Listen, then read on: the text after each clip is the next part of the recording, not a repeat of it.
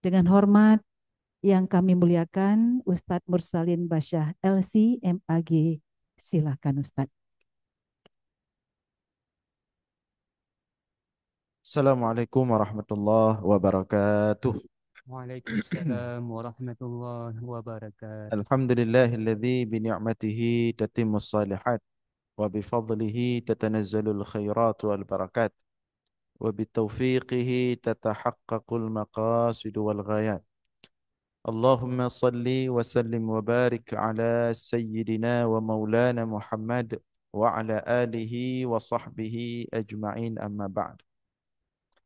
Puji beserta syukur senantiasa selalu kita persembahkan kepada Allah Subhanahu wa taala atas segala limpahan rahmat, karunia dan nikmatnya kepada kita semua, dan pada hari ini sampai saat ini Allah masih memberikan kita umur panjang, sehat badan, dapat beraktivitas sebagaimana biasanya. Maka kita bermohon dan meminta kepada Allah semoga setiap aktivitas kita pada hari ini diberkahi oleh Allah Subhanahu wa taala. Salawat beriringkan salam juga kita sampaikan kepada baginda Rasulullah sallallahu alaihi wasallam, kepada seluruh Sallallahu alaihi keluarga dan wasallam. sahabat-sahabatnya sekalian. Yang saya hormati Bapak Direktur Poltekkes Aceh, Bapak Wakil Direktur beserta seluruh unsur pimpinan dalam lingkungan Poltekkes Aceh, seluruh dosen, staf, dan keluarga besar Poltekkes Aceh dimanapun berada. Sebagaimana disampaikan tadi, tema yang kita angkat pada pagi hari ini yaitu tentang kejujuran atau pentingnya kejujuran di akhir zaman. Ya. Eh, Kalau kita lihat ya, dalam Kamus Besar Bahasa Indonesia atau KBBI, arti kejujuran itu ada beberapa arti. Di antaranya eh, kejujuran itu adalah tidak berbohong dalam berbicara. Kemudian juga kejujuran itu memberikan arti tidak curang dalam sebuah permainan. Kemudian kejujuran juga berarti mengikuti peraturan yang berlaku. Nah, dari beberapa arti atau makna kejujuran yang kita dapatkan dalam Kamus Besar Bahasa Indonesia, maka dapat kita katakan bahwa ternyata kejujuran itu bukan hanya terkait ucapan atau bicara, ya. Ternyata kejujuran itu atau jujur itu juga berkaitan dengan perilaku, ya, atau sikap yang tidak mesti dalam bentuk bicara. Jadi perilaku yang tidak curang, ya, dan perilaku yang mengikuti aturan yang berlaku. Nah, itulah arti dari kejujuran kalau kita lihat dalam apa namanya bahasa Indonesia. Nah, ternyata di sini saya menemukan bahwa makna kejujuran dalam bahasa Indonesia itu sama dengan kejujuran dalam bahasa Arab atau dalam terminologi Islam. Ya. Dulu juga saya berpikir bahwa jujur itu hanya dalam bicara. Nah, ternyata jujur juga dibahas dalam perilaku. Dalam terminologi Islam, jujur itu disebut dengan bahasa as-sidqu atau sidik yang kita sebut biasa sidik, ya. Biasanya kita sering menghafal empat sifat yang wajib bagi Rasul. Salah satunya adalah sidik. Ya, sidik itu berkata jujur. Nah, ternyata ketika kita cek dalam kamus-kamus bahasa Arab atau dalam penggunaan terminologi sidik dalam kitab-kitab Islam, khususnya dalam kitab-kitab tasawuf atau dalam kitab-kitab akhlak, ternyata jujur ini luas sekali maknanya. Bukan hanya dalam ucapan, bukan hanya dalam perkataan, tetapi dalam perilaku. Bahkan dalam Islam itu kejujuran tidak hanya dimaknakan atau dibahas jujur dengan sesama manusia, tapi kejujuran itu dimulai dengan jujur dengan Allah, ya. atau disebut dengan as-sidqu ma'allah, jujur dengan Allah. Kemudian ada tingkat kedua, jujur dengan diri sendiri. Justru jujur dengan manusia itu tingkat ketiga, jujur dengan sesama manusia. Seolah-olah di sini Islam ingin mengatakan bahwa untuk kita bisa jujur dengan sesama manusia, dengan makna yang sebenar-benar jujur, itu justru harus dimulai dulu jujur dengan Allah. Jujur dengan diri sendiri dulu. Kemudian baru bisa menghasilkan jujur dengan sesama manusia. Dalam arti yang lain, kalau seseorang tidak bisa jujur dengan Allah, tidak bisa jujur bahkan dengan dirinya sendiri, maka tidak bisa diharapkan dia bisa berkata atau berperilaku jujur dengan sesama manusia. Nah, jadi dari makna jujur itu dapat kita simpulkan bahwa jujur adalah suatu sikap atau suatu perilaku, baik itu ucapan maupun perilaku yang selaras, ya, yang sesuai dengan fakta, yang sesuai dengan aturan yang berlaku. Jadi kalau orang mengatakan tidak sesuai fakta, berarti dia tidak jujur. Kalau orang melakukan sesuatu bentuk kecurangan atau melanggar peraturan yang berlaku, dia juga disebut tidak jujur. Kalau dalam dunia kerja, memang sering kita lebih familiar dengan kata-kata integritas. Ya. Integritas lah, inilah jujur sebenarnya. Integritas adalah makna jujur yang lebih luas atau lebih komprehensif lah. Jadi makna itu integritas.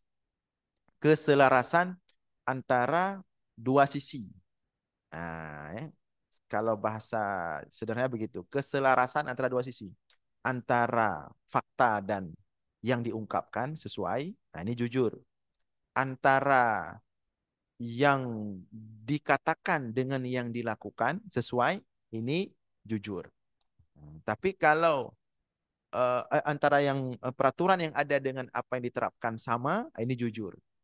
Nah, tapi ketika yang diungkapkan dengan mulut tidak sesuai dengan fakta, ini tidak jujur.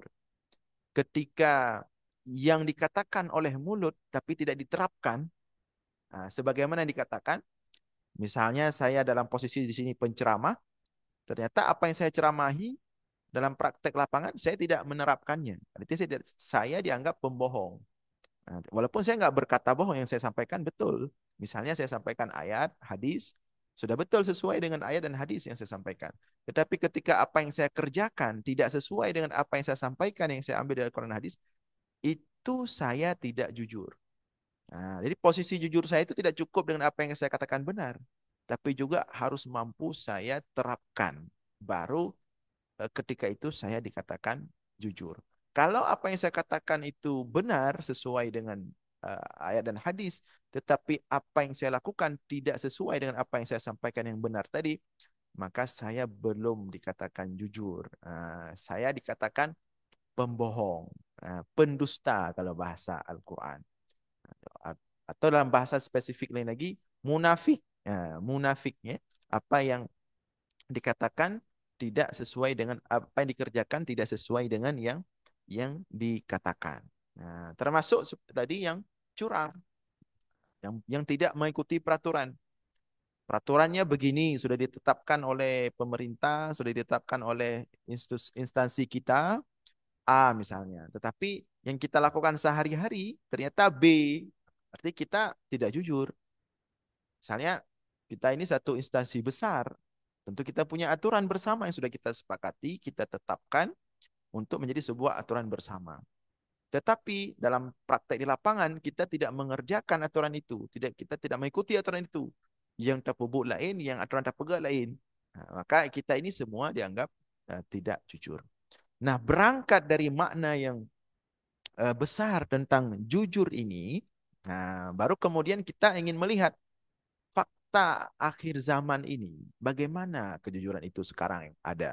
Ya. Bagaimana adanya kejujuran sekarang di akhir zaman ini. Ya.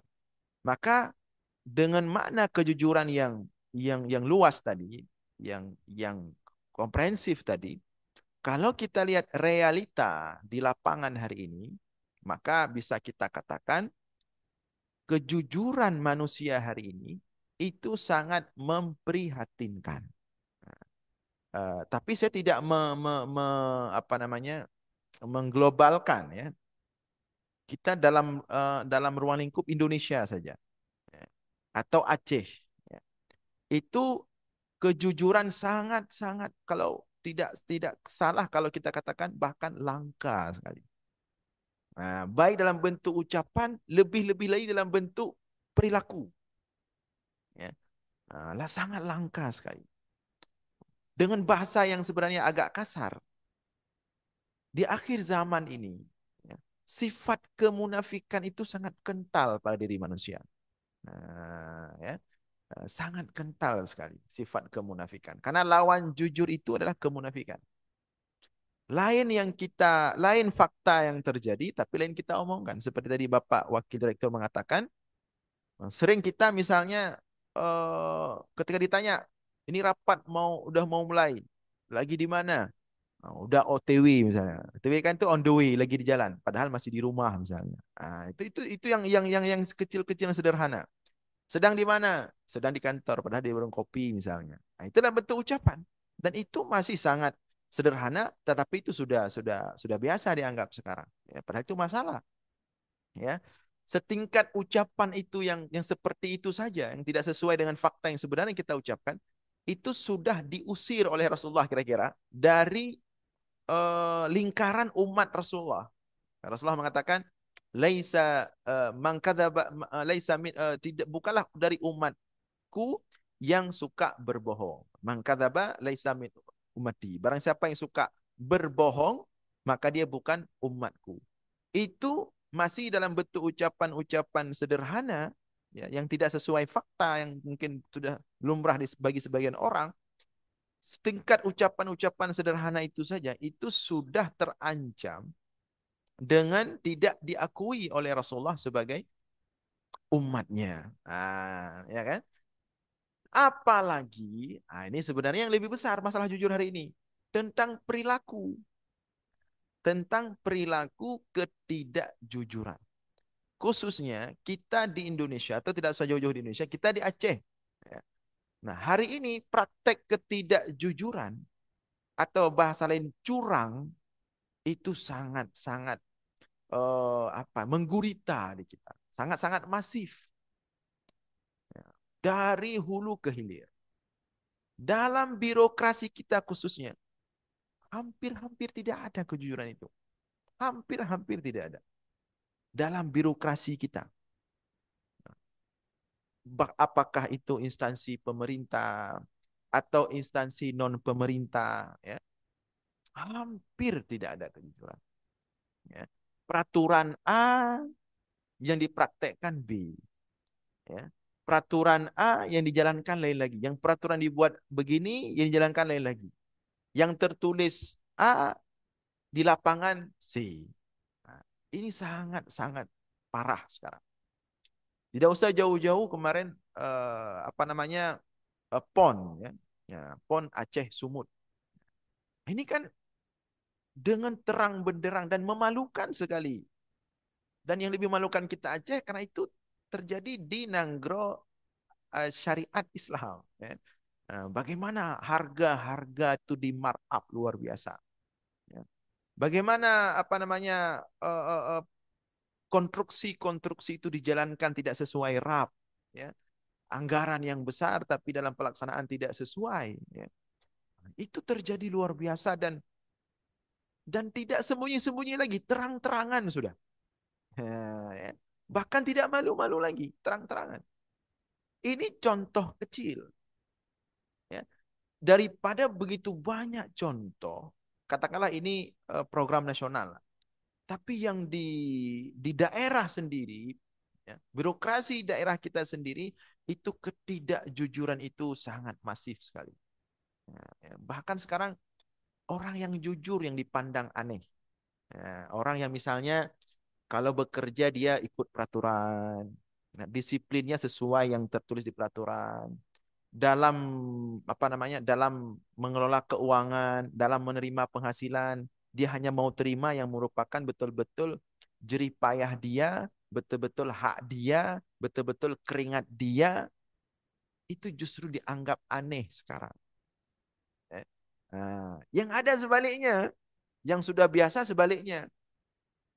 Sampai timbul satu istilah sekarang di beberapa instansi. Sekarang kita nggak ada duit di kantor. Hana peng jino kantor, bekerja kantor hana peng. Padahal dia ASN, dia pegawai negeri yang digaji setiap bulan.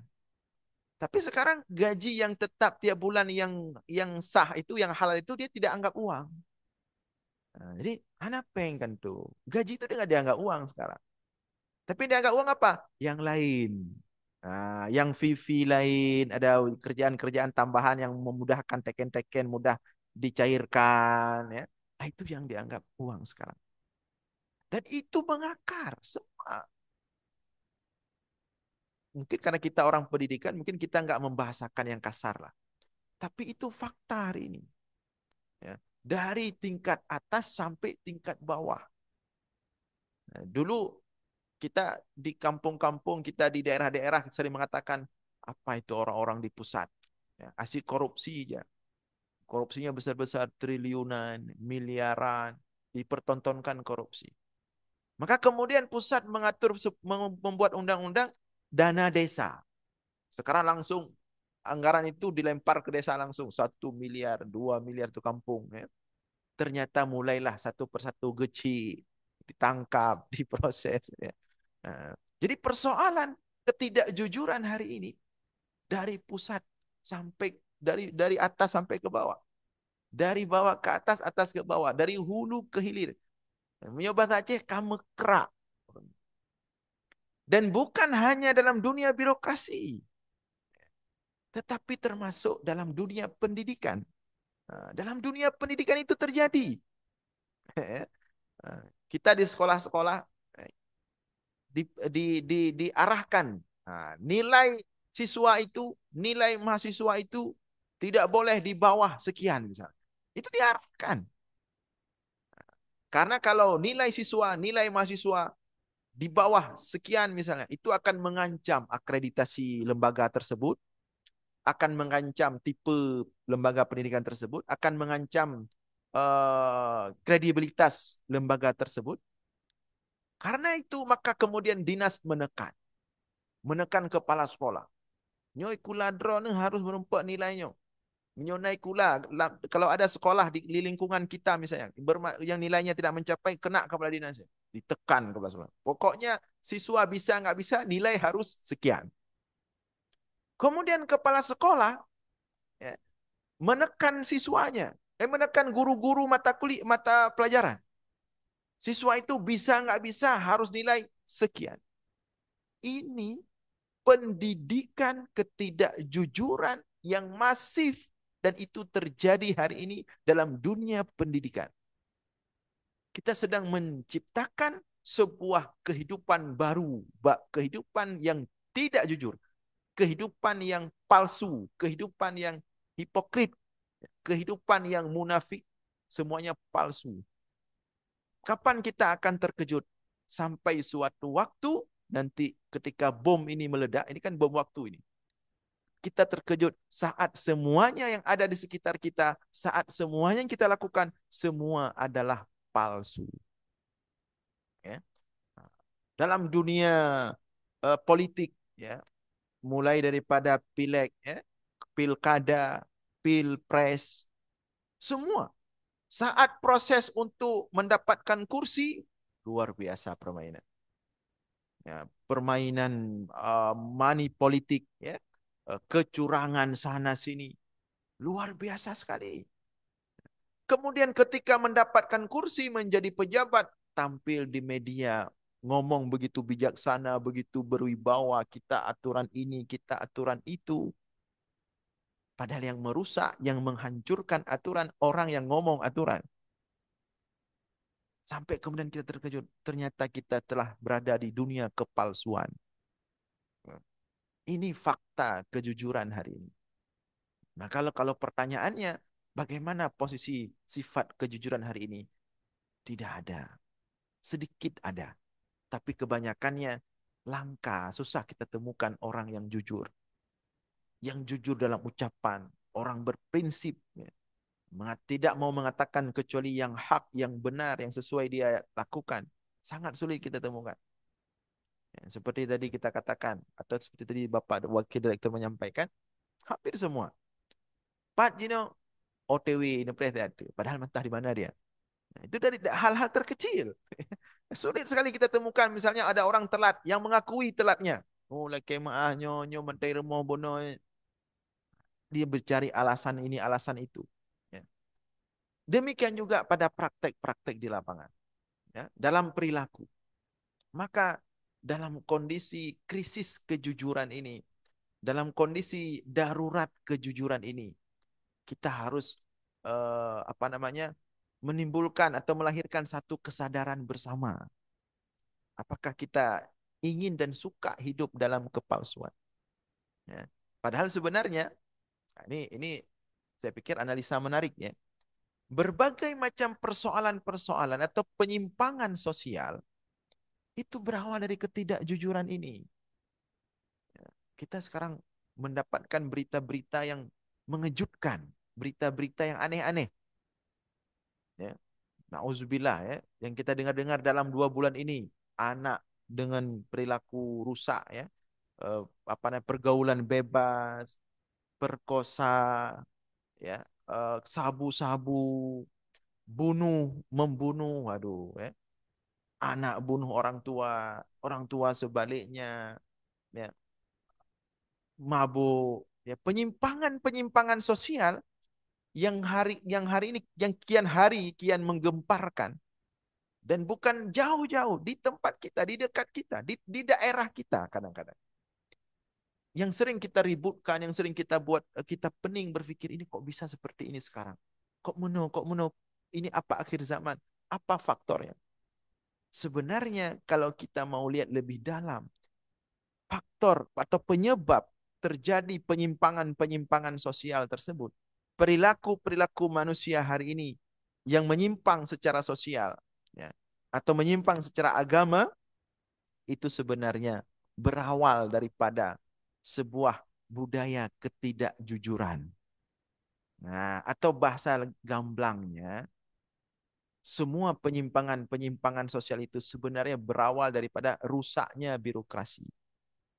Rusaknya birokrasi dalam sisi ketika rusak birokrasi, maka peredaran atau memakan harta yang tidak halal itu marak, ya, memakan harta secara batil. Rusak birokrasi menyebabkan orang-orang itu memakan yang bukan haknya, atau bahasa gamblangnya makan uang haram yang bukan haknya tadi. Cari cara dia. Ada pengadaan, ada program, cari cara. Pokoknya uang harus bisa didapatkan. Program dijalankan tidak sesuai dengan yang sebenarnya. Uang sekian, yang dikerjakan sekian. Pokoknya ada uang harus bisa didapatkan untuk dicairkan, dibagi-bagi. Sebenarnya inilah yang menyebabkan praktek-praktek seperti inilah.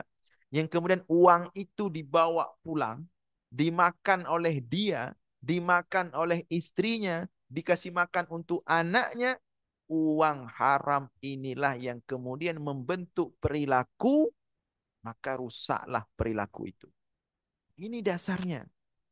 Maka kadang-kadang kita sibuk misalnya kedapatan anak-anak khalwat, cambu misalnya. Sibuk kedapatan anak-anak muda pakai narkoba, cambu. Padahal sebenarnya penyebab anak itu khalwat, berperilaku menyimpang tadi, pergaulan bebas, penyebab anak-anak muda itu kena dengan narkoba, penyebab anak-anak itu menyimpang. Kalau kita cek bisa jadi sebenarnya penyebabnya bukan mereka sendiri, tapi ada uang yang tidak halal yang dibawa pulang oleh orang tuanya ke rumah. Uang-uang fee tadi. Uang-uang kopi, ya bahasa manisnya uang kopi, pengkopi. Ya. Uang-uang yang tidak jelas tadi dibawa pulang oleh orang tuanya, dimakan oleh anak-anak itu, maka membentuklah karakternya yang rusak tadi. Rasulullah mengatakan dalam sebuah hadis, kullu lahmin nabata min haram fannaru aula bih. Setiap daging, ya, yang tumbuh dari harta yang haram atau tidak halal, maka nerakalah yang layak baginya. Maksud neraka ini apa? Panas. Daging yang tumbuh dari harta haram atau harta tidak halal yang dibawa pulang oleh orang tuanya ke rumah, yang bukan haknya tapi dia dapatkan dengan cara yang batil, dengan cara-cara curang tadi, dia bawa pulang ke rumah, dikonsumsi oleh istri dan anaknya, maka itu membentuk karakter anak. Nah, maka waktu kita ajarkan Al-Quran, tidak masuk. Kita sampaikan mau'idah, nasihat, nggak masuk lagi. Panas dia. Telinganya itu bembal, melawan kebaikan. Kenapa? Karena orang tuanya tadi, ya, mendapatkan penghasilan yang tidak jujur, yang curang, sehingga menghasilkan harta-harta yang tidak halal dimakanlah oleh keluarganya. Itu sebenarnya kalau kita mau tinjau, ya, dalam skala yang umum, ya. Makanya kadang-kadang kita kurang setuju kalau dikatakan Aceh ini enggak berkah gara-gara banyak orang buat maksiat. Maksiat seperti misalnya khalwat, ya, zina, mabuk, ya, dan berbagai macam penyimpangan lain. Orang-orang mengatakan itulah penyebab Aceh ini tidak berkah, penyebab Aceh ini bala, penyebab. Betul, satu sisi betul. Tapi ada penyebab yang lebih parah, yang membuat Aceh ini tidak berkah, bahkan membuat lahirnya penyimpangan-penyimpangan sosial tadi. Apa itu? Birokrasi yang curang. Ya. Sistem pengelolaan keanggaran yang curang. Sistem apa namanya pelaksanaan penggunaan anggaran yang curang. Itulah yang paling, bahkan penyebab paling besar menyebabkan Aceh ini apa namanya tidak berkah. Nah, berputarnya harta haram. Ya. Kita sudah ada alhamdulillah kanun LKS, Lembaga Keuangan Syariah. Secara perbankan sudah aman lah. Walaupun tidak 100%, 80% sudah aman secara perbankan. Transaksi ekonomi kita sudah aman. Tapi apakah dengan ada LKS itu kemudian sudah selesai? Tidak, birokrasi belum aman. Nah, kadang-kadang orang birokrat lah yang buat LKS, yang buat kanun.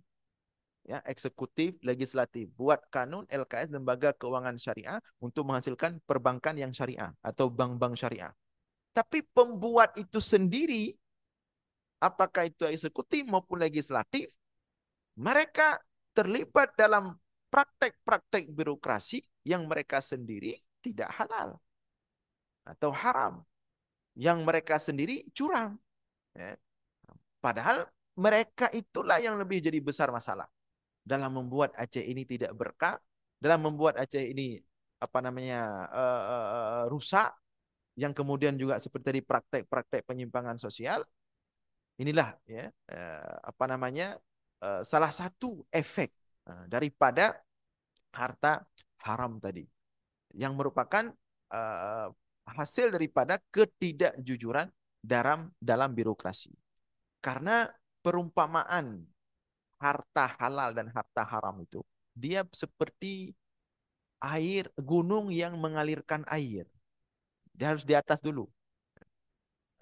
Air mengalir dari gunung. Kalau air yang mengalir dari gunung itu adalah air bersih, ya, air jernih.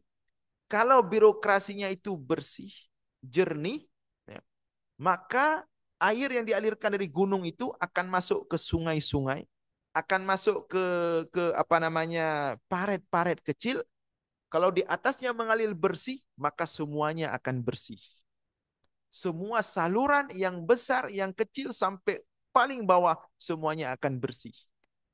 Jadi insya Allah kalau birokrasinya bersih, kalau birokrasinya sudah jujur, kalau birokrasinya sudah halal, insya Allah penyimpangan-penyimpangan sosial tadi, masalah-masalah narkoba, masalah-masalah zina, khalwat, dan lain-lain sebagainya yang serupa, itu semua akan hilang sendirinya.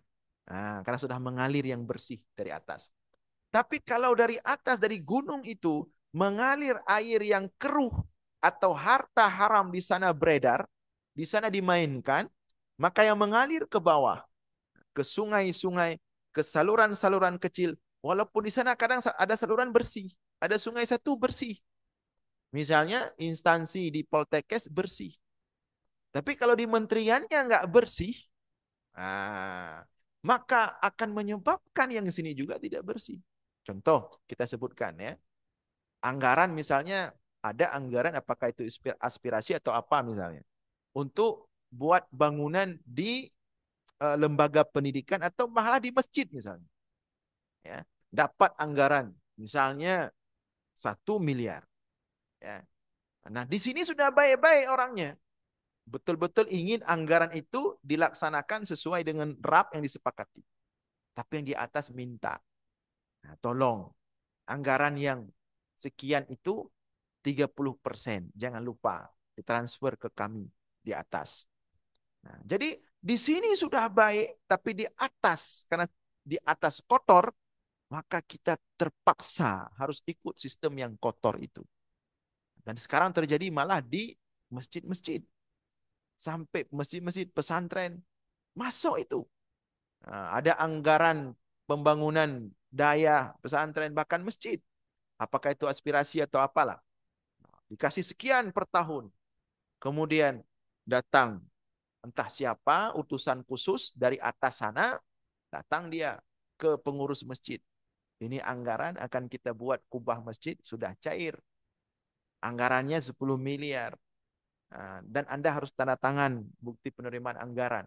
Tetapi nanti anggaran yang sampai ke Anda 7 miliar. 3 miliar nggak sampai. 3 miliar itu hak uang kopi lah. Ya. Nah, pengurus masjid di sini dilema. Satu sisi dia ingin main jujur, ingin bersih-bersih rumah Allah. Tapi karena di atas sudah kotor, bahkan dia bukan hanya merusak yang lain, masjid pun dirusak oleh sistem yang tadi, yang dari gunung tadi, dari atas tadi, airnya sudah keruh turun ke bawah.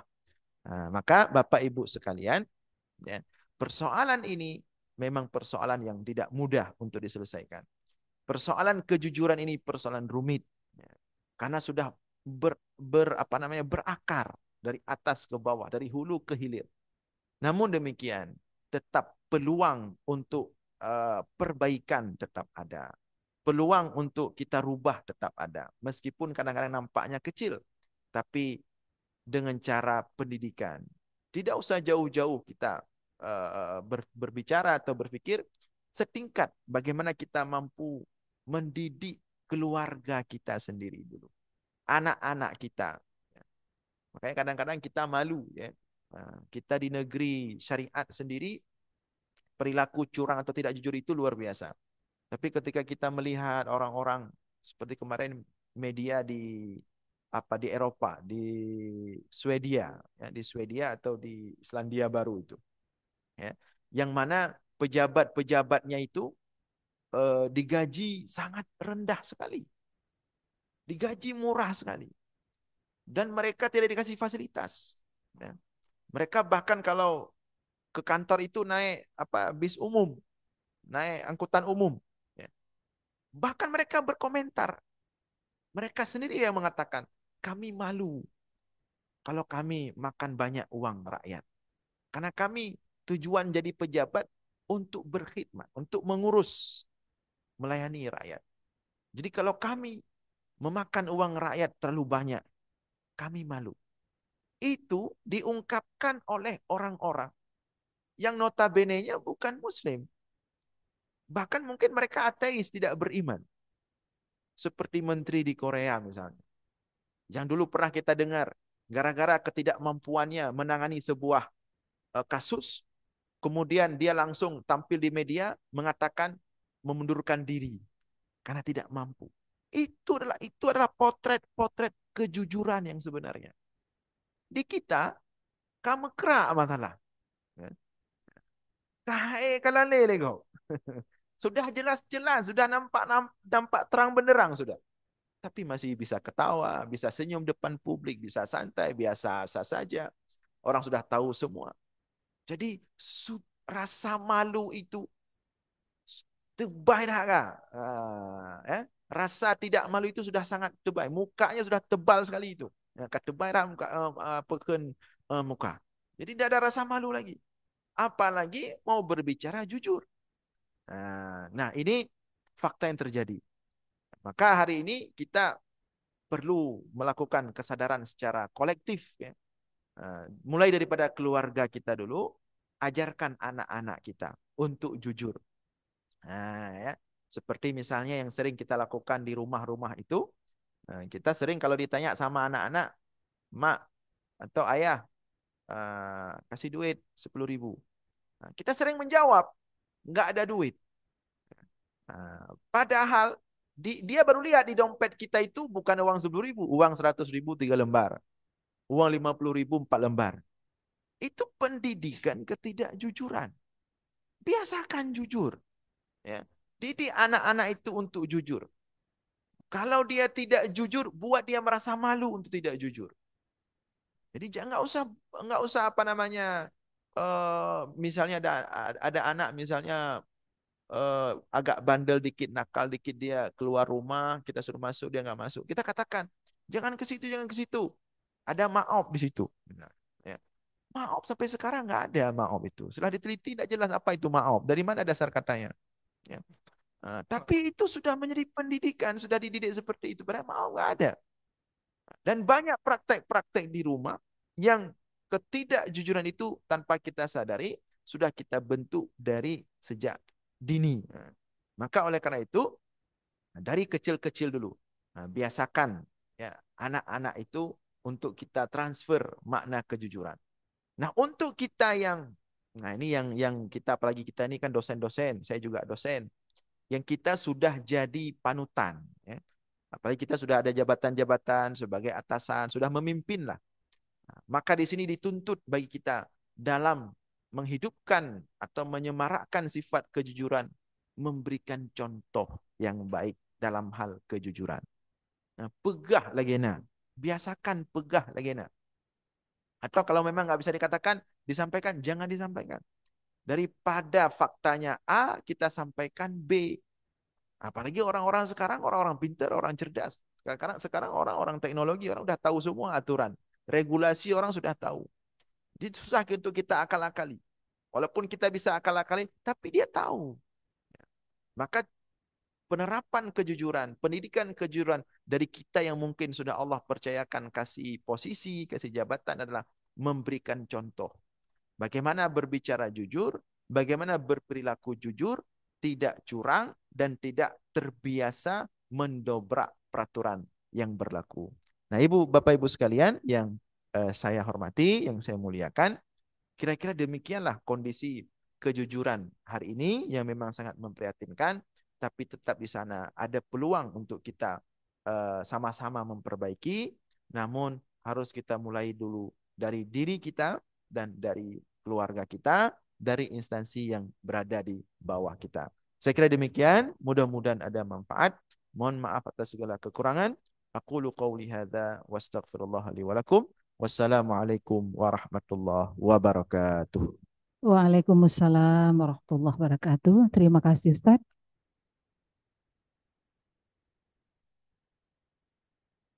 Bapak Ibu serta anak-anak kami sekalian, sudah kita dengarkan bersama betapa pentingnya sebuah kejujuran dalam kehidupan, terutama di akhir zaman ini, dengan berbagai contoh yang telah Ustadz berikan. Dan tentu saja kami yakin dari kita seluruh pendengar, masih ada yang ingin ditanyakan, maka kami berikan kesempatan untuk penanya pertama. Dari mana? Silakan sebutkan namanya.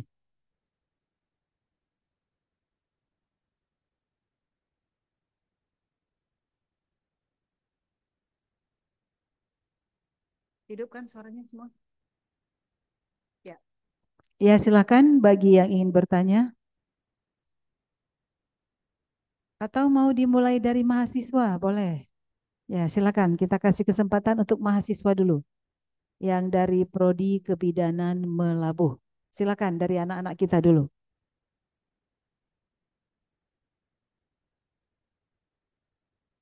Ada yang ingin ditanyakan tentang kejujuran?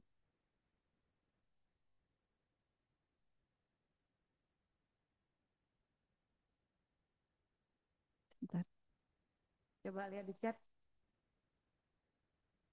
Di chat room ada.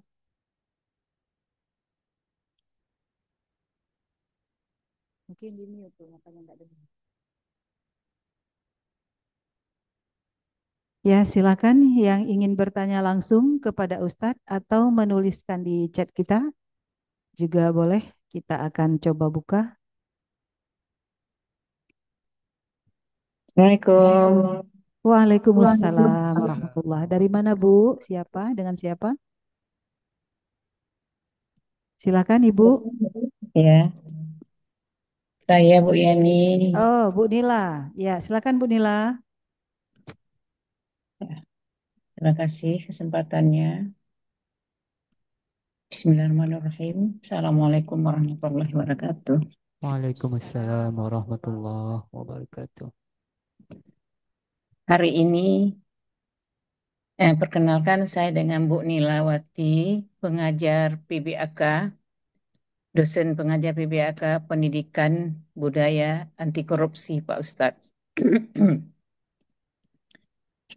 Hari ini kami selaku dosen yang mengampu mata kuliah PBAK sangat senang, sangat terharu, luar biasa memberi apresiasi kepada Ustadz dan panitia yang sudah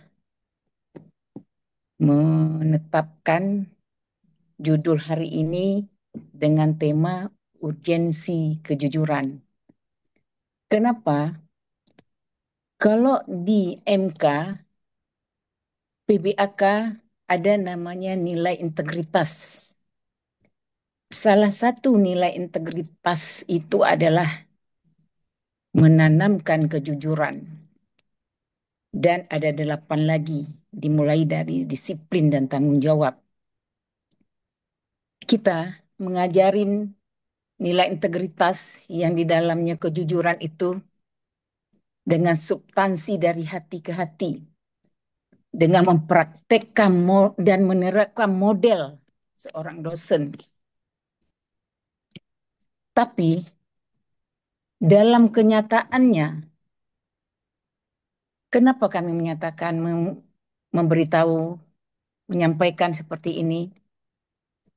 Kalau sebuah akademisi masih ada yang menyontek, masih ada yang apa namanya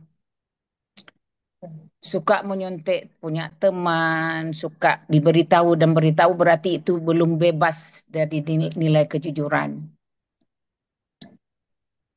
Notabene masih ada di antara kita selaku pendidik yang belum memberi model itu kepada mahasiswa. Bagaimana mahasiswa bisa menerapkan, bisa menjalankan model itu ketika kita seorang pendidik belum menerapkan, belum memberikan, belum mencontohkan model itu.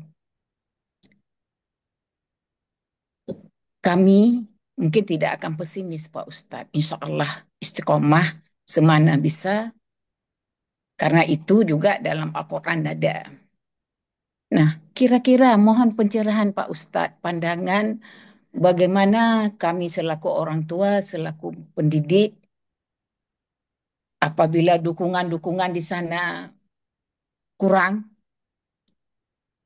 kami hanya berapa orang nih bisa istiqomah apapun kerikil-kerikil di luar sana. Mohon pencerahan Pak Ustadz. Kami akhiri billahi fisabilil haq. Assalamualaikum warahmatullahi wabarakatuh. Waalaikumsalam warahmatullahi wabarakatuh. Warahmatullahi wabarakatuh. Sudah kita dapat Ustadz apa yang ingin ditanyakan oleh Bu Nila. Kita langsung aja Pak Ustadz untuk menjawab. Ya, Silakan. eh, memang seperti kita sampaikan tadi bahwa karena kondisi krisis kejujuran ini sangat parah, ya. Eh, Salah satunya di tempat kita di Aceh, birokrasi kerja, baik itu instansi pemerintah maupun swasta. Eh, Namun, ya, seperti Ibu sampaikan tadi bahwa kita sebagai Muslim, sebagai orang beriman, tetap apapun yang terjadi optimis, ya, berharap yang terbaik, dan harapan kita tentu yang pertama adalah kepada Allah. Artinya selama Allah masih berikan kita hidup, maka peluang untuk menjadi baik dan berbuat baik, menebarkan kebaikan itu pasti masih ada.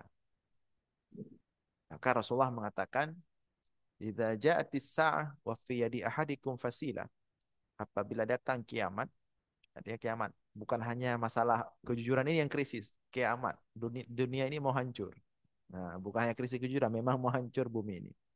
Wa fi yadi ahadikum fasilah, dan ketika kiamat itu datang, sedangkan di tangan kalian itu ada biji tanaman yang bisa ditanam. Falyadra'ha, maka tetaplah tanam. Itu perintah Rasulullah. Artinya meskipun kiamat, artinya potensi untuk tumbuh nggak ada lagi. Mau hancur bumi, bagaimana mau tumbuh? Tapi tetap disuruh tanam kalau ada biji yang di tangan. Biji tanaman. Artinya Rasulullah memberikan kita motivasi dan semangat untuk selalu optimis, melakukan kebaikan, menanam kebaikan, menebarkan kebaikan, bertahan dalam kebaikan, bagaimanapun kondisi lingkungan kita uh, yang ada saat ini. Nah, itu harus, ya. Tentu, ya, dengan meminta kepada Allah agar terus istiqomah dan diberikan terus kebaikan. Nah, itu satu sisi untuk menguatkan diri kita. Tapi di sisi lain, ya, tadi kan saya menyampaikan fakta, ya. Nah, tapi saya tidak secara luas menyampaikan uh, apa apa namanya respon, ya, apa istilahnya solusi dari pemerintah hari ini untuk menekan uh, korupsi ini, ya, atau KKN, ya, atau praktek-praktek ketidakjujuran tadi. Tentu ada langkah-langkahnya, ada. Di antara langkah yang bagus yang patut kita puji dan kita apresiasi adalah misalnya sekarang perekrutan ASN itu sudah sangat-sangat luar biasa, ya. Jadi potensi untuk titipan itu sudah sangat kecil sekali. Nah, dari perekrutan ASN sekarang prosesnya melalui eh, apa istilahnya tes langsung, apa online itu, artinya, dan setelah tes nilai langsung keluar begitu. Nah, itu salah satu bentuk untuk membersihkan proses perekrutan atau ASN lah. Nah, jadi nggak bisa lagi ada titipan-titipan sana sini untuk ASN sekarang. Jadi itu salah satu cara pemerintah, saya pikir, untuk bagaimana memperbaiki birokrasi. Nah, karena salah satu perusak birokrasi itu adalah ketika jalur masuk menjadi ASN itu jalur-jalur yang melawan aturan, titipan, ya. Eh, Bahkan, ya sekarang susah, misalnya sistem dinasti, ya. Bahkan orang nomor satu di Indonesia, ya, yang misalnya melewatkan apa keluarganya, bahkan tidak jilet-jilet, ya, pada posisi misalnya wakil presiden dan seterusnya lah, ya, tapi itu nanti subjektif lah, ya. Artinya memang kadang-kadang, ya, ketika kita lihat dalam hal seperti itu agak berat kalau di atas sendiri sudah seperti itu modelnya, tapi tetap ada usaha-usaha perbaikan itu ada. Seperti perekrutan tadi sudah semakin bersih, ya. Paling sekarang yang kita agak rawan-rawan dikit, yang prosedur-prosedur perekrutan yang agak longgar, ya. Nah, ada beberapa lah yang kontra, yang ada beberapa lain yang tidak bisa saya sebut, yang tidak enak kita sebut istilahnya di sini karena mungkin ya begitulah, ya. Nah, tapi kalau untuk ASN sudah sangat ketat sekarang, ya, walaupun di instansi-instansi lain, termasuk misalnya hari ini di kantor-kantor, ya, di dinas-dinas, di lembaga-lembaga, pengajian-pengajian seperti ini, nah, itu sudah tumbuh dan berkembang. Ini kan kita optimis bahwa arah perbaikan tetap ada dan terus berjalan. Dengan kita sering bicara seperti ini, ya, sering mendengar ceramah-ceramah seperti ini, nasihat-nasihat agama, ya, maka walaupun tidak secara langsung, misalnya hari ini kita dengar ceramah besok langsung berubah, ya, tapi setidaknya itu adalah proses yang kemudian pelan-pelan akan menimbulkan kesadaran. Walaupun tidak sekaligus, misalnya. Masih ambil setelah dengar ceramah, cuma hana lele, ya. Setelah itu sudah ada perubahan. Makin sering dengar ceramah nanti akan sampai pada titik tidak ambil sama sekali yang memang betul-betul yang nggak jelas, ya. Cuma ambil yang jelas. Jadi apa namanya, optimis kita itu tetap harus ada karena memang peluang untuk optimis itu sangat besar sekali. Jadi sisi lain arah-arah perbaikan itu ada dan sangat besar sekali. Termasuk salah satunya agen perubahan itu adalah kita. Nah, kita harus memposisikan diri sebagai agen perubahan, apalagi kita pertama sebagai orang tua daripada anak-anak kita bisa menerapkan itu kepada anak-anak kita, mencontohkan itu kepada anak-anak kita. Kemudian kita juga adalah sebagai seorang pendidik, sebagai seorang dosen yang juga kita bisa mencontohkan dan mempraktekkan dan mengajarkan itu kepada mahasiswa-mahasiswa kita. Jadi potensi untuk perubahan sangat besar sekali. Ya. Kita satu sisi kita melihat arah Indonesia ini semakin baik, walaupun di sisi lain kita tidak memungkiri banyak masalah. Nah, saya kira demikian. Ya. Bu. Baik, terima kasih Pak Ustadz. Bu Nila, mudah-mudahan sudah terjawab dari pertanyaan yang sudah disampaikan tadi. Selanjutnya kami berikan kesempatan kepada yang lainnya. Silakan, ada yang ingin ditanyakan. Oh, Pak Safwan langsung di sebelah Pak Ustadz ya. Ya, silakan Pak Safwan. Bismillahirrahmanirrahim. Assalamualaikum warahmatullahi wabarakatuh. Waalaikumsalam warahmatullahi wabarakatuh. Mungkin ini langsung pertama yang ingin ditanyakan. Kita selalu mendengarkan mauidhah atau nasihat-nasihat. Tapi setelah keluar dari tempat yang kita dengan mauidhah, langsung besoknya mungkin lupa. Jadi gimana mungkin atau syarat-syarat untuk dapat masuk mauidhah atau nasihat ke dalam hati atau jiwa kita. Padahal kita tahu kita diciptakan oleh Allah. Rezeki kita diberi oleh Allah. Cuman secara hakikat diberi oleh Allah. Secara syariat mungkin kita harus mencari rezeki. Nafas kita pun diberi oleh Allah.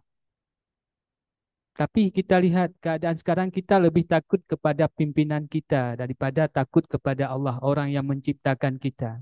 Itu realita sekarang. Jadi tadi Ustadz juga telah menyampaikan bahwa yang pertama jujur kepada Allah Subhanahu wa taala, yang kedua jujur dengan diri kita sendiri, baru yang terakhir jujur dengan sesama manusia. Mungkin itulah supaya kita lengket di hati kita, kita mendengar mauidhah, mendengar ceramah, terutama yang laki-laki tiap Jumat mendengar khutbah di masjid, tapi keluar dari masjid tingkah laku kita dan lupa apa yang disampaikan, mendengar pengajian, tapi setelah itu lupa kita. Gimana Ustadz supaya tidak lupa? Apa syarat-syaratnya supaya hati kita itu terketuk hati? Iya, Terima kasih. iya, baik. Memang dalam diri kita manusia ini banyak apa namanya terjadi pertarungan, ya, antara hak dan batil, ya. Karena dalam diri kita manusia ini selain Allah ciptakan apa namanya potensi kebaikan, tapi Allah letakkan juga dalam diri kita ini potensi keburukan. Jadi kadang-kadang setelah kita dengar kebaikan, potensi kebaikan yang dalam diri kita itu menikmati, ya, menghayati. Tapi begitu selesai kita dengar, kemudian disambut oleh potensi yang tidak baik dalam diri kita, nafsu kita, syahwat kita, ego kita, ya. Itulah yang kemudian membuat nasihat-nasihat tadi kadang-kadang menjadi buyar kembali. Ya. Makanya Rasulullah mengatakan dalam hadis, ittaqillah haitsuma kunta. Bertakwalah kepada Allah dimanapun kamu berada. Artinya bertakwa itu jangan ketika di masjid saja waktu dengar khutbah Jumat. Bertakwa itu hanya jangan pas tausiah apel pagi seperti ini ya. Nah, jadi bertakwalah dimanapun ya kita berada dalam keadaan apapun. Jadi nasihat itu bukan hanya untuk didengar di tempat nasihat itu didengar, tapi untuk dipraktekkan dimanapun kita berada setelah itu. Nah, kalau kemudian eh, kita sudah berusaha dan memang itu fakta ya, fakta bahwa kalau makanya kita kadang-kadang heran juga ya, orang yang melakukan praktek-praktek birokrasi curang itu bahkan dalam skala besar, dia sholat juga. Dia pergi Jumat juga, dia mendengar khutbah Jumat juga. Dia ikut-ikut pengajian juga. Tapi ketika sudah berhadapan dengan sistem kantor, lain. Ya. Itu fakta di lapangan. Cuman kalau jawabannya adalah untuk kemudian langsung bisa berubah, tentu itu tidak mudah ya. Yang bisa merubah adalah Allah. Bahkan setingkat Nabi Muhammad SAW, walaupun Nabi Muhammad bisa merubah ribuan, jutaan, miliaran umat manusia sampai hari ini, tapi pamannya sendiri, termasuk orang yang sangat mencintai beliau yaitu Abu Talib, tidak mampu dirubah oleh Rasulullah Sallallahu Alaihi Wasallam. Ya. Maka Rasulullah mengatakan, "U'budullah hasbama tutiqun atau kama qala." Sembahlah Allah, taatlah kepada Allah, jalankanlah syariat ini semampu kalian. Nah, usaha tetap. Kita berusaha apa yang bisa kita lakukan semuanya. Yang pertama tentu memperbaiki diri sendiri dulu. Memperbaiki diri sendiri dulu. Kemudian berusaha memperbaiki apa yang kita lihat yang tidak baik dari orang lain sebisa mungkin. Kemudian kita berdoa kepada Allah dan husnudzan, berbaik sangka kepada Allah. Ya. Berdoa dan berhusnudzan kepada Allah, berbaik sangka kepada Allah. Adapun kemudian setelah kita berusaha, kita berdoa untuk memperbaiki diri dan kita perbaiki apa yang bisa kita perbaiki di sekitar kita, tetapi tidak ada perubahan yang kita lihat. Gaganya ju, gegetan ju. Dengar ceramah ada betul. Ya. Nah, itu tentu ada hal-hal yang di luar kuasa kita. Nah, cuman karena pertanyaan seperti ini dan tentunya pertanyaan ini adalah untuk kita semua agar kita ya terus dibimbing oleh Allah. Memang kadang-kadang untuk dibimbing itu tidak langsung dia. Tapi agar kita untuk terus berada dibimbing oleh Allah, terus diarahkan oleh Allah, terus berada di jalan yang baik menuju Allah, maka mintalah kepada Allah. Kita minta kepada Allah. Allahumma a'inni ala dzikrika wa syukrika wa husni ibadatik. Wahai Allah, bantulah aku. Kita minta bantu pada Allah. Karena kita sendiri tidak sanggup melawan ego kita, nafsu kita, ya, melawan nafsu ke harta, nafsu ke jabatan, itu berat sekali. Kalau belum ada di depan mata, ya mungkin mudah. Tapi kalau sudah di depan mata, waduh. Karena saya yakin ya, saya yakin. Orang-orang yang sudah melakukan praktek itu, bahkan dalam skala besar, sudah mafianya. Nah, tapi tetap ada bisikan dari hati kecil dia. Yang pertama, bisikan bahwa itu tidak baik ada. Bisikan ingin menjadi baik, hidup tenang tetap ada. Cuman dia dikalahkan oleh besarnya egonya, besarnya nafsunya. Nah, jadi bisikan-bisikan kebaikan itu tertutupi, terhalangi oleh nafsu kepada hartanya yang luar biasa, nafsu kepada jabatan, ya. Egonya tadi, godaan syaitannya, nah, tetap ada. Maka minta kepada Allah. Ya, minta kepada Allah. Sampaikan kepada Allah. Nah, inilah yang dimaksudkan tadi jujur kepada Allah, inilah dia. Sampaikan kepada Allah apa adanya. Tidak usah sembunyiin sama Allah. Cuman kita kadang-kadang nggak sampaikan, makanya nggak dibantu sama Allah. Sampaikan.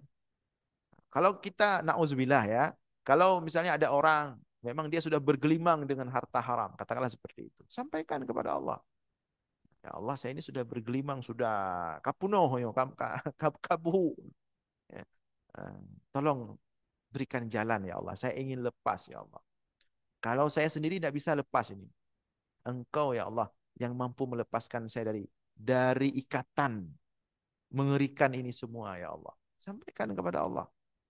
Minta bantu kepada Allah.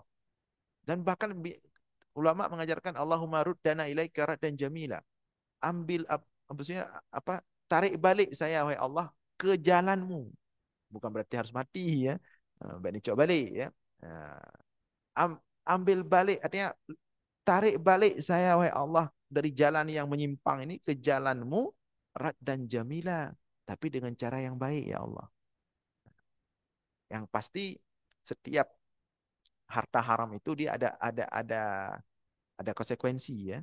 Tidak ada harta haram itu yang kita dapat free begitu saja mudah tanpa ada konsekuensi. Ada konsekuensi dari Allah. Tetap ada. Bisa kena di kita, apakah dalam bentuk penyakit, bentuk kerugian, bentuk macam-macam lah. Termasuk keras hati, gersang hati, tidak tenang di mana-mana. Atau bisa itu akan diambil balik oleh Allah melalui istri, anak kita, atau apa. Yang pasti tidak ada harta yang tidak halal itu yang gratis. Maksudnya tidak dibalas, tetap akan dibalas oleh Allah. Maka minta kepada Allah segera diselamatkan, jangan sampai diselamatkan dengan cara yang berat. Nah, jadi kita minta kepada Allah. Kita minta kepada Allah dan kita usaha sebisa mungkin. Terus berusaha, terus berusaha, terus berusaha. Insya Allah kalau itu terus kita lakukan, Allah katakan, walladzina jahadu fina lanahdiyannahum subulana. Orang yang selalu berusaha punya niat baik untuk berubah, ingin dekat dengan Allah, kalaupun belum dekat sekali sekarang, nanti akan sampai waktu dia dekat dengan Allah, dia akan bersih dari hal-hal yang tidak baik itu semua. Nah, cuman kalau nampak sekarang masih ada orang belum berubah, ya kita husnudzon aja sama Allah. Belum waktunya mungkin. Kita doa macam menyujud kalau meninggal itu bekal berubah. Nah, paling-paling ya seperti itu. Ya, demikian. Pak Safwan sudah dapat dipahami Pak Safwan ya untuk kita semua sebenarnya. Baik, selanjutnya masih ada yang ingin bertanya, silakan.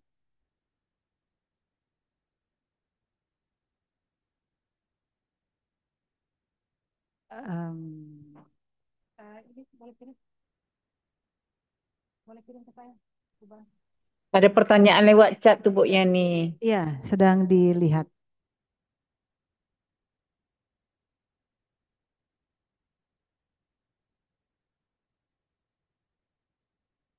Sebentar, kita akan bacakan.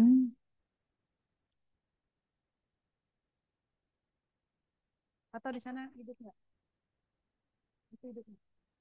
Mikrofonnya hidup nggak? Biar saya di situ.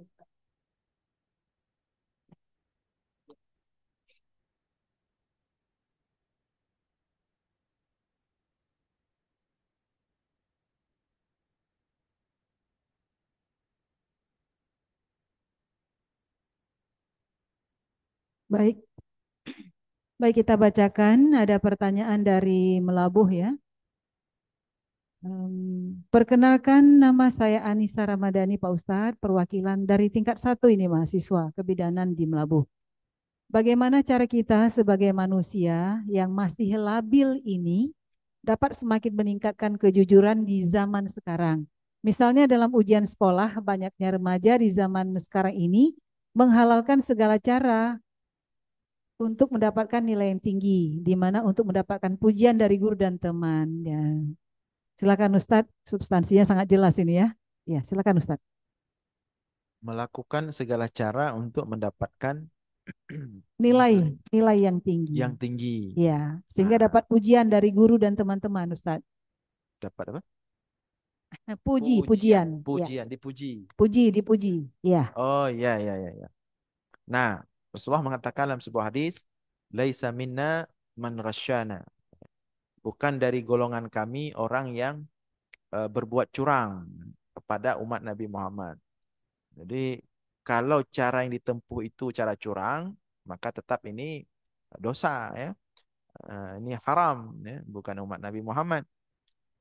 Apalagi kalau misalnya dosa-dosa yang seperti ini untuk dapat nilai tinggi, kemudian dengan dapat nilai tinggi kita mudah dapat kerja, dengan kerja Satu. kita dapat penghasilan. Nah, ini sebenarnya inilah yang berat inilah dosa jariah inilah yang seperti inilah yang berat.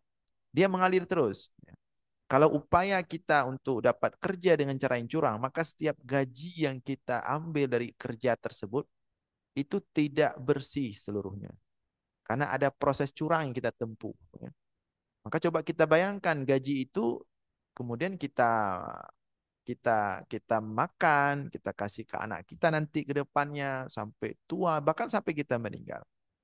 Nah, makanya selalu Rasulullah mengingatkan kepada kita memastikan penghasilan kita itu betul-betul bersih, hukumnya wajib, bukan sunat, wajib. Nah, bagaimana memastikan penghasilan kita itu benar-benar bersih adalah wajib? Kita perhatikannya dari proses untuk mendapatkan kerja itu sendiri dengan cara yang bersih. Nah, ya.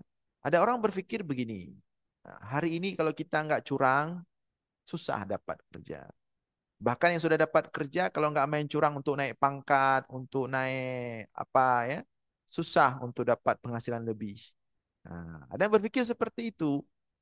Padahal kalau dia mau berpikir lebih dalam, lebih apa namanya ya, yakin kepada Allah, justru dari harta yang halal walaupun sedikit itu keberkahan Allah banyak sekali. Ya. Yang tidak kita dapatkan dari harta yang banyak tapi haram. Ya. Kita sederhana saja, kita lihat dulu di kampung-kampung. Ada orang-orang tua dulu di kampung. Dia hidupnya cuma makan keringat sendiri. Nggak makan keringat orang, makan keringat sendiri. Bersawah, ya, banting tulang sendiri. Tapi karena betul-betul uang halal itu memberikan keberkahan. Dan nggak jelek-jelek keberkahan uang halal itu. Dia punya anak tujuhnya semua keluar negeri, sukses, akhlaknya bagus-bagus, ya, sukses besar, ya. Yang bahkan hasil seperti itu nggak bisa didapatkan oleh orang yang penghasilannya, mohon maaf, per bulan itu sampai mungkin ratusan juta bahkan miliaran.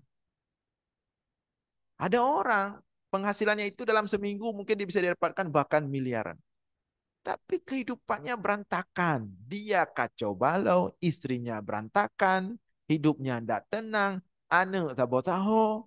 Yang satu kena narkoba, yang satu kena pergaulan bebas, kuliah enggak, walaupun kuliah enggak berhasil, pekerjaan kemudian harus kita yang kasih, dia enggak mandiri. Coba untuk apa? Ya. Uang banyak, tapi dari yang haram justru menghancurkan. Ketimbang uang halal, pasti halal, keringat sendiri, sesuai dengan usaha sendiri, sedikit, tapi hasilnya luar biasa. Dan lebih jauh lagi, uang halal itu pasti masuk surga. Neraka nggak bisa bakar daging yang dibentuk dengan uang halal. Tapi surga nggak bisa menerima daging yang ada bagian di dalamnya uang haram.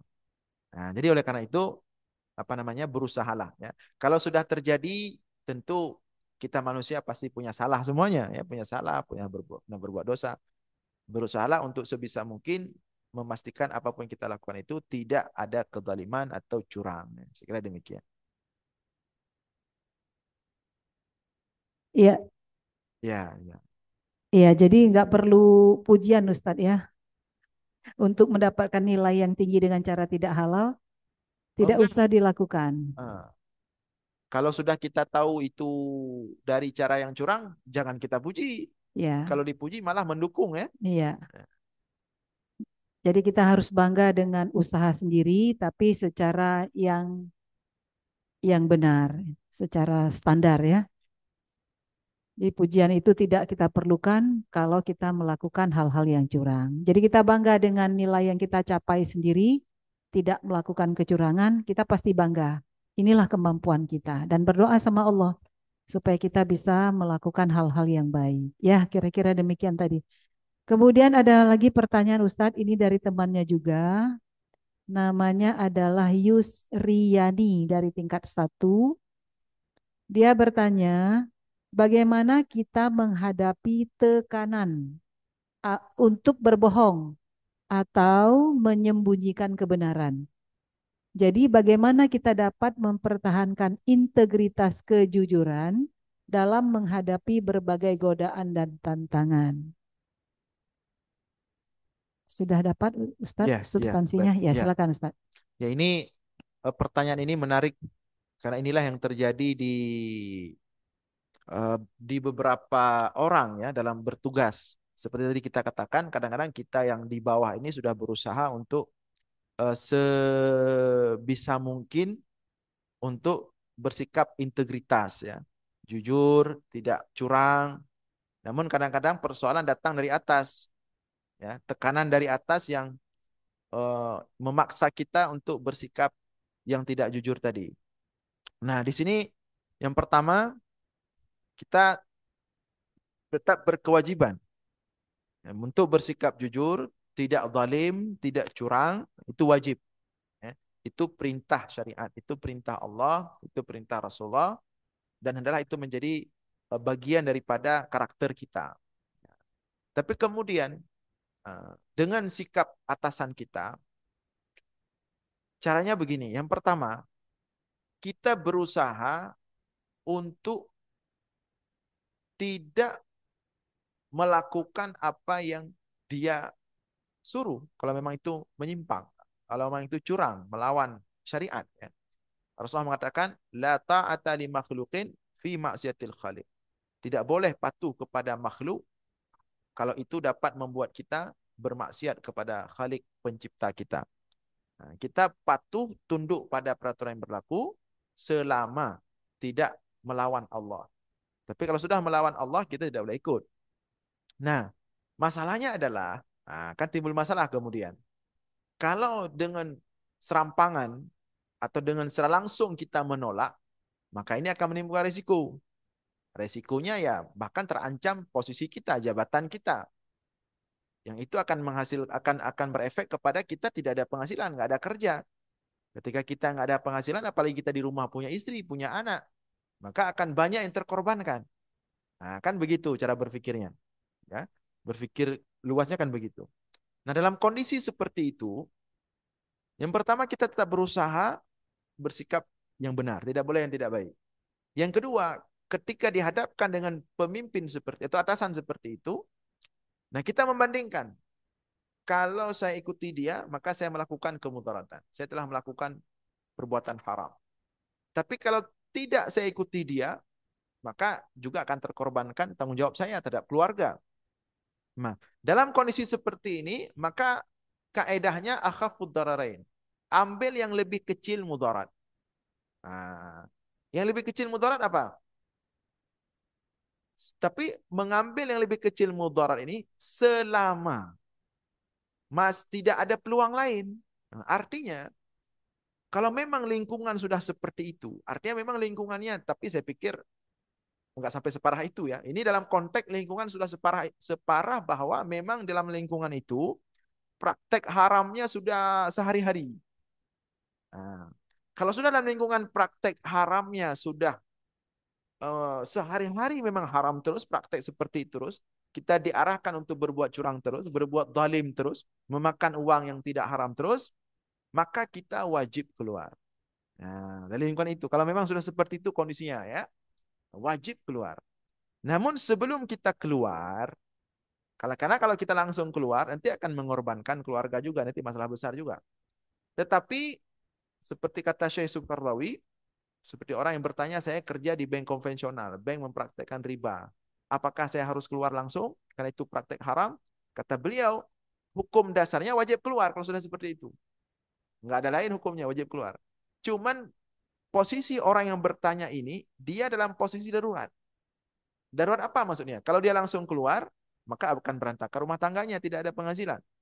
Nah, dalam posisi darurat, dia boleh tetap bertahan di situ selama dia belum mendapatkan pekerjaan yang lain, yang halal. Artinya, jangan keluar dulu, karena dalam posisi darurat dibolehkan, tapi mencari pekerjaan yang lain dulu.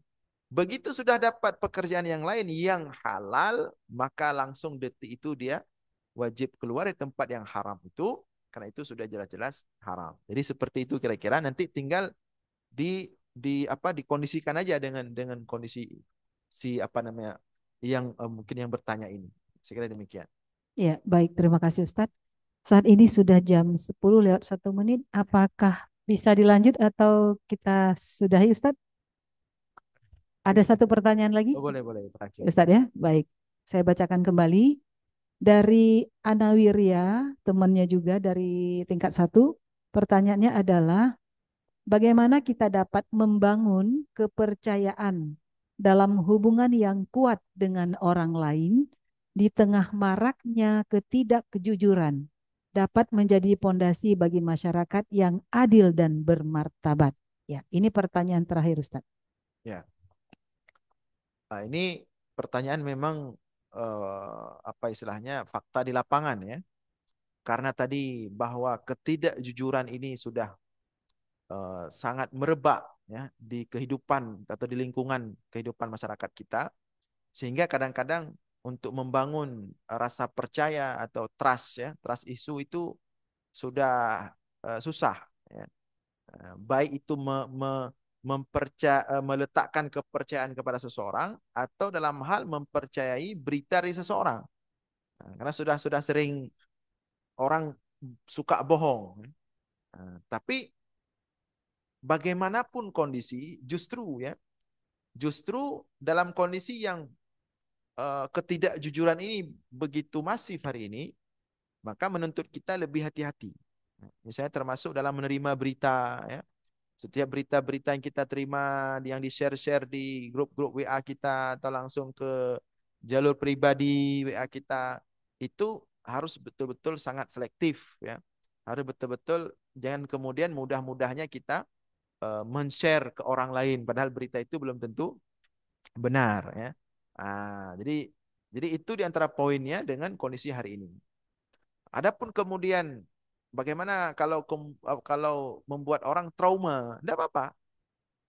Nah, maksudnya trauma dalam artian susah percaya ke orang karena sering mengecewakan. Ya, tidak apa-apa. Nah, kalau memang kita tidak bisa lagi percaya, tidak mudah lagi percaya ke orang, justru untuk saat ini lebih bagus. Ya. Di akhir zaman ini memang jangan mudah percaya ke orang. Ya. Jangan mudah percaya ke orang. Ya, bahkan yang pakai peci hari ini susah dipercayakan ya. Yang sudah bersorban pun susah dipercayakan. Bahkan yang sudah di masjid susah dipercayakan ya. Nah, maka tidak apa-apa. Nah, kalau justru kita jangan mudah percaya sama orang. Nah, ada kondisi orang kita bisa percaya, ada tidak bisa kita percaya. Artinya lebih hati-hati. Nah, lebih hati-hati. Jadi itu tidak masalah. Kehati-hatian ya daripada terjadi hal-hal yang tidak kita harapkan. Banyak sekali penipuan-penipuan hari ini. Nah, bahkan penipuan hari ini terjadi dengan orang-orang terdekat. Ya.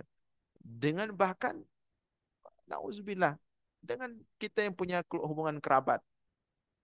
Orang dekat lebih potensi dia berani untuk menipu kadang-kadang hari ini. Maka oleh karena itu tidak masalah. Ya. Cuman kalau memang kita lihat kan ada track recordnya. Ya. Kalau kita lihat track record seseorang itu memang baik, dia kan ada sistemnya juga. Tentu kita bisa percaya ada track recordnya. Jadi sekarang itu setiap kita apa namanya ya, berhadapan dengan seseorang dalam sebuah urusan itu harus dicek track recordnya. Karena dengan track record itulah kita bisa dengan tenang bekerja sama dengan dia. Jadi jangan langsung datang orang karena pinter ngomong, karena manis ngomong langsung kemudian kita langsung percaya. Itu banyak yang kena hari ini. Penipuan-penipuan online kan itu kena gara-gara itu dia. Jadi hari ini kita untuk percaya seseorang harus cek track record. Orang apa namanya mempercayai ilmu seseorang juga harus cek track recordnya. Ini siapa sosoknya? Ini bapak ini, dosen ini atau ustadz ini. Cek track recordnya. Tidak masalah, harus itu untuk akhir zaman ini. Cek track recordnya, track record pendidikannya, track record sosial dalam masyarakatnya bagaimana. Apakah dia punya track record yang baik? Kalau dia baik, kita dengar ilmunya. Karena di dunia sekarang seperti itu. Seperti hari ini kan mudah-mudah sekali nih dapat gelar-gelar honoris apa klausa ya. Klausa ya. Mudah sekali. Maka cek track recordnya. Begitu kita cek ternyata kampus yang memberikan gelar tersebut tidak berizin. Ya, makanya susah sekarang. Jangankan personal yang tidak bisa kita percaya, lembaga tidak bisa kita percaya. Bahkan lembaga pendidikan. Ternyata tidak jelas. Jadi sekarang terbiasa cek track record, track record, track record. Siapa dia? Kenapa dia bisa bicara seperti itu? Apa latar belakang pendidikannya? Dari keluarga mana dia? Apa respon masyarakat ke dia dalam sosial? Saya kira demikian. Jadi tidak masalah kita tidak mudah percaya ke orang, apalagi di akhir zaman. Justru harus lebih hati-hati. Baik, saya kira demikian yang dapat saya sampaikan. Sekali lagi mohon maaf kalau ada kurang, ada salah, ada kata-kata yang tidak tepat. Terima kasih atas segala perhatian. Aqulu qauli hadza wa astaghfirullah li wa lakum. Wassalamualaikum warahmatullahi wabarakatuh.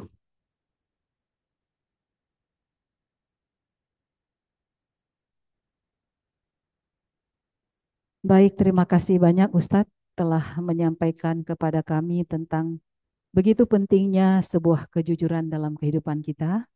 Karena tadi disampaikan oleh Ustadz bahwa kejujuran adalah sikap dan perilaku yang lurus hati, tidak berbohong dan sesuai dengan kenyataan. Kejujuran juga dapat diartikan sebagai kesesuaian antara perkataan dan perbuatan, serta tidak menyembunyikan kejujuran itu sendiri. Tentu kita sebagai manusia yang penuh godaan dan tantangan ini, kita harus mampu menjaga dan melindungi diri kita dari perbuatan-perbuatan yang menyimpang. Tadi Ustadz menyampaikan istiqomahlah, selalu berbuat baik dan diperlukan kehati-hatian agar kita tetap menjadi manusia yang terbaik sesuai dengan amanah agama kita. Baik, demikian apel dan tausiah kita dari pagi tadi sampai menjelang siang, sudah jam 10 lewat. Waktu jua yang memisahkan kita, insya Allah bulan depan kita berjumpa kembali dengan tema yang berbeda. Terima kasih Ustadz atas kebersamaannya. Mudah-mudahan Ustadz selamat sampai ke tujuan. Insya Allah kita bisa berjumpa di lain waktu Ustadz. Titip salam kami dari keluarga besar Poltekkes untuk keluarga. Mudah-mudahan sehat selalu. Amin. Ya Rabbal Alamin. Assalamualaikum warahmatullahi wabarakatuh. Assalamualaikum.